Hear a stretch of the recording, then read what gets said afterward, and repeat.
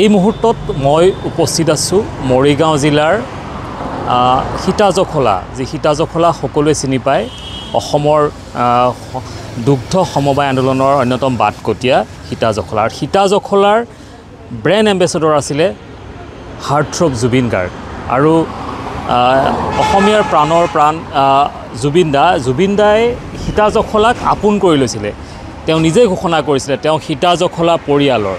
কিন্তু সকলোতকৈ ডাঙৰ কথা, জুবিন গাৰ্গ নামৰ এই সত্তাটোৰ এক অনন্য বিশেষত্ব আছিলে। ব্ৰেণ্ড এম্বেচেডৰ বুলি নিজকে ঘোষণা কৰিছিলে।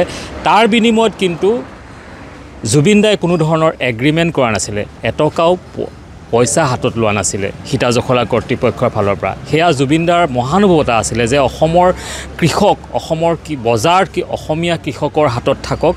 এই মুহূৰ্তত আমাৰ সৈতে আছে সীতাজখলা দুগ্ধ উন্নয়ন সমবায় সমিতিৰ অধ্যক্ষ ৰঞ্জীৱ শৰ্মা ডাঙৰীয়া। আচলতে ব্ৰেণ্ড এম্বেচেডৰ ক'বলৈ বা ব্যৱসায় ভিত্তিক জুবিনক আমি টানিবলৈ জুবিন বুলিয়ে কৈছোঁ, কিন্তু মই ব্যক্তিগত হিচাপে জুবিনৰ লগত মোৰ এটা দীঘলীয়া এটা যুগৰ ওপৰৰ সম্বন্ধ আছিলে বন্ধু হিচাপে। যদিও কোনো সাংস্কৃতিক জগতৰ মানুহ নহয়, মই ব্যক্তিগতকৈ কৈছোঁ।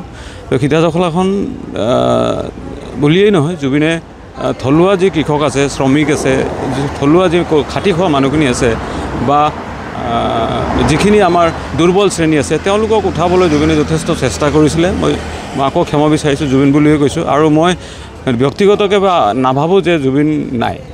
আত্মীয়তাৰ মাজত কোনো এগ্ৰিমেণ্ট নাথাকে। আইন হিচাপে যদি এতিয়া পৰৱৰ্তী কালত আমি যদিও জুবিনক আমি আগলৈ কেনেকৈ লৈ যাম, আমি ব্ৰেণ্ড এম্বেচেডৰ ৰাখিম নাৰাখিম, সেইটো যোৱাকালি আমাৰ ভণ্টিৰ দৰে গৰিমা আহিছিলে।